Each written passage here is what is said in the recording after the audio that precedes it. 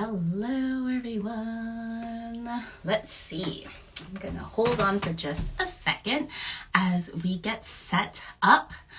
I'll be joining Nadia Ahrens. I'm waiting for her to join, and we are going to be talking about Chiron. Oh, here we are. Here's Nadia. Let's see. Okay, come on. You can do it. All right. Thanks for your patience as this is... Here I Here we am. are. Hi, Nadia. Hi, friend. How are you? I'm wonderful, and thank you to everyone who is joining in. I see a bunch of friends. So Nadia, we wanted to talk about Chiron today, huh? I know. I have a bunch of questions for you. So, should we get started? Yes. So we wanted to talk about Chiron today because we are opening up, or the doors are already open to our collaboration together, our workshop, Chiron and Midlife Awakening. So, gosh, let's dive in. What do you want to know about Chiron, Nadia? Aside from everything, because I will be doing the healing and you're going to be doing all the astrology. But tell us, who is Chiron and what is the significance of Chiron, especially during the midlife time? Oh my goodness, yes. So in In 2 minutes or astrology, less. yes, in 2 minutes or less, go. In astrology, Chiron is, well, in mythology, Chiron is known as the wounded healer, and there's several different stories about Chiron, but basically he comes with a primal wound of his mom abandoning him. Like when he's born, he is not loved. He's part centaur, he's part human, he's neither this or there, right? So lots of different things around belonging. But he ends up being raised and he becomes this amazing healer because he gets slashed in the foot by a poison dart that should have killed him, but doesn't kill him. And so as he looks to, heal his wound, he ends up learning all of these different healing modalities. And while he can never heal himself, he is a world-class healer that people travel to go to him because he can heal them. And so Chiron represents in our lives the things that we can heal in others, that we're searching for healing, that we can never fully heal in ourselves, but teaches us that we are perfectly complete regardless. Oh, that just made me want to cry hearing that story. Honestly, it's an empath soul. So Chiron is a small planet. Oh, They, yes, good. yeah. It's a centaur, so it's in between a dwarf planet and in between an asteroid. And so there's a centaur belt with all these different kind of bigger objects in the sky. As I'm holding my grounded tourmaline, we can think of this as an elliptical object in the sky that crosses the orbits between Saturn and Uranus. So it has a strange orbit.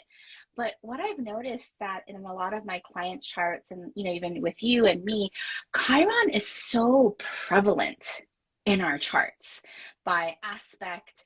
And what I've noticed is that when Chiron was discovered by astronomers in 1977, astrologers always believe that when there is this new entity coming into being or coming into human consciousness, that we are then ready as a human for this kind of collective awakening, this new consciousness. And so thinking back to 1977, what has changed in humanity's ability to see themselves as these wounded healers, that there's no such thing as a perfect leader or perfect healer, and how we can really turn those wounds to wisdom. So then why is Chiron so prevalent during the midlife awakening? Ooh, such a good question, because Chiron takes about 50 years to go around the zodiac to return back to the place that it was when you were born. And so we all have Chiron in our charts somewhere, right? People I know clients come to me and they're like, oh my gosh, Chiron this, Chiron that. I'm like, hold on. We all have Chiron in our charts somewhere. So you're not the only person.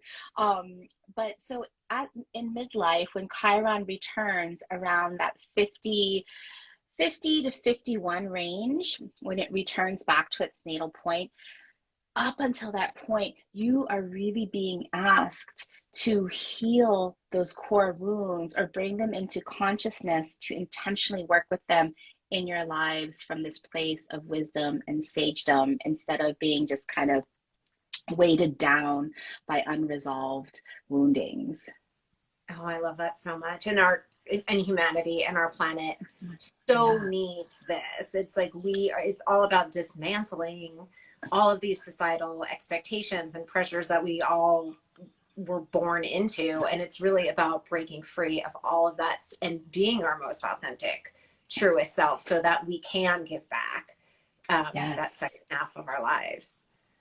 That I think that piece of authenticity that you talk about, right? The authenticity is this vulnerableness of like realizing and recognizing and reflecting on the challenges and the experiences that you've gone on in life, and not saying like, oh my gosh, like woe is me, why did this happen to me, or feeling such a victim, but now to see this as a place of empowerment and awakening, like you said, to feel that second half of your life. And so when we're looking at the midlife transits, those kinds of midlife awakenings, that Chiron return is like the caboose of the train, the end of those midlife transits that say, here you go. You're all you're healed now. You really need to be giving back those wounds as in Right. forms of wisdom. Oh, thank you, Well, and Asha. it's such a beautiful, like when you look at it in terms of the soul's journey, it's like the first half of of your life is really in essence like accumulating these Yeah. wounds, right, as part of the journey so that you could heal them. So then, it's almost like a roller coaster, right? You're just like going up.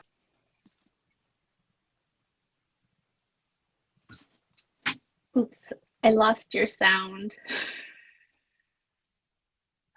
Oh, Mercury Did I is just still cut in out? retrograde. Yeah, you did, but I can hear you now. Will we It's the not win roller with coaster. Mercury We're at the retrograde? tip Yes. of the roller coaster, and then we're going to ease into the second half of our lives so that we could heal those wounds and continue on with our soul journey, because we're all here as souls on the planet so Yeah. that we could evolve and grow. So we have to look to Chiron to in order to move forward. Yeah, I think when we look at Chiron in our natal charts, we can look at Chiron by its sign and its house placement to kind of give us the insight as to the core wounds for which we are looking to heal and to find answers and meaning in our own lives. And when we have that insight about like, hey, this is kind of that seed that we can anchor into to solve and then start adding meaning into our actions and our life and our work, that just adds so much depth. And then when we start to look at Chiron by transit, meaning moving Chiron throughout our chart and the cycles that come, that roller coaster cycles that we can actually chart and see in a natal chart and timeline, then we can feel like, oh my gosh, there's a light at the end of the tunnel, that we're not just being subjected to like wave after wave after wave. We're like, oh, we are in this cycle, this climate of of Chiron. So a quick question. So what does that mean for somebody who's about to get into the Chiron aspect of their chart, and they might be like, okay, I know something might be happening, and how do I prepare for it? Can Yeah, you speak to that a little bit? sure. So preparing for it, you can just have an open heart and know that there are going to be your primal wounds that start coming up. And we talk about that primal wounds, we're talking about the wounds that you've already had from that time you were born to about 10 years old. By that time, like, society, education, family, culture has already kind of like created the patterns in you that you're already looking to resolve. And so come when Chiron starts to get close to that return point, which just for me, I'm already there. I just started. The Chiron return is going to be a nice 5 years for me. So, yay. Sometimes it's like 2 years, and Chiron takes its time. But as we've been learning, that the duration of a transit can sometimes put the pressure, spread out the pressure over a longer term than having something really acute happen when a transit happens really quickly. But you'll start to recognize some of those stories, those narratives that keep on coming back. And hopefully, at that tail end of your midlife, you can see it not as a trigger in terms of like, oh, here I go, like going down that spiral again, but a trigger or a glimmer that says, okay, now what are you going to do with this in a more evolved and empowered way? And I always ask my clients, why did this happen for you instead of to you, right? Because it's the victim versus, okay, what did I need to learn as a soul from this experience? And then you could really just grab those nuggets of wisdom and teachings and feel empowered despite whatever the core wound was. Why did this happen for you? What is it that we Oh my need to gosh. learn? Nadia, I love that. Why did this happen for you? Yeah. And just changing those two little words, 2 to 4, changes your entire life trajectory. Because Yes. there's empowerment, like I said, in it. And it's like, okay, there's a teaching in this. What am I attracting into my life? Who am I attracting into my life? And how are they a gift from the universe for my soul evolution? Whether it's a relationship, a job experience, a loss, a breakdown, whatever it is, or breakthrough, as I like to call it. But Yes, to why break through. it's about opening up that soul part of you instead of having it just patchwork with human conditioning. Yes. And you know what's so beautiful about the astrology part of that healing is by sign and by house placement of Chiron, also looking across the chart, there's a polarity that happens that shows us the themes that need to really be integrated. And you were asking about, like, well, what is something that people can expect? I'm super, super grateful that I have this astrological language and healing language in my pocket, because as I'm entering this Chiron return, like I've been having a lot of conflict with my little 6-year-old son lately, this little boy that's really triggering some of my childhood wounds. That's exactly what it is. And I just found out a couple days ago that my mom is moving into hospice. And so it's bringing up, like, you can't make this up. This is like textbook classic. It's bringing up all of these childhood wounds from when I was this littlest child about, is it safe to be me? Am I being heard? Am I being seen? Do I get to take up space? Right? And so that's what I can look forward to finally resolving Right. during this Chiron return. Because now I'm like, I don't feel victimized, like, woe is me, but like, as you said, what is this experience happening for me? Right. And boy, are our children ever the teachers, right? Oh, our children. I'm Nothing like convinced having a that they're child. older and wiser than, the parents in terms of soul, old souls. Oh, for sure. Just And like they we bring up, were to our parents. It's just like we just, that's true. it's like, okay, here's my greatest teacher right now, and showing up like my daughter or your son or, you know, whoever. But why is this happening for me? So do we want to talk a little bit about what we've got going on starting October 17th? Yes, please share, Nadia. So it's a 4-week workshop called Chiron and Your Midlife Awakening, and it's every Monday at 2 p.m. Pacific. And how we've broken it up is the first half is going to be Leslie talking all things astrology, and it's going to be amazing.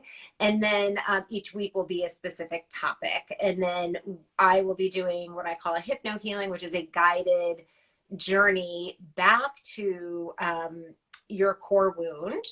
And I always like to preface it, and we'll talk more about this in a different IG live, but your wise self and your higher self is always in charge of these sessions. So it'll be gentle, and it will also, your wise self will give you a memory for you to heal that is gentle. And so, because people always get a little like, where am I going? You're going to remember everything. It's going to be amazing and gentle, and a very creative journey specifically directed to your core wound and healing it and what to do moving forward. And we'd love to have you. You want to Yeah. add anything, Leslie? I would love to add. So, in over 4 weeks, we'll be discussing a different core wound and plus looking at all of the players in your midlife awakening. So, you know the questions to ask and kind of a general timeline. And then the hypno healings that Nadia will be guiding us on, we're going to be doing this as a group collective healing. And if you haven't yet been in a group collective healing, even though you're working with your own inner story and inner narrative, there is something spectacular and magical that happens even if people across the world come together in a collective group healing. The power of everybody helping each other out is just amplified. Yeah. Yeah. And it's just a very sacred space. And it's just a beautiful, beautiful experience. So can't wait to join forces. Yes, so today we wanted to share a little bit about Chiron. And so if you have any questions, please share them in the comments about Chiron. We'll be coming back for another IG to talk about Uranus and Uranus's part in midlife awakening. And then we'll be sharing over the next couple of weeks the things that Nadia will be doing with her sacred hypno healing and just really answering the questions that you might have about working with Chiron in your midlife awakening. Yeah. Oh, you're so welcome, Melissa. Hi, Miss Melissa. All right. Well, Great. Do we you will have see you on the flip side. beautiful? All right, bye everybody. We'll talk to you tomorrow. Mwah. Bye.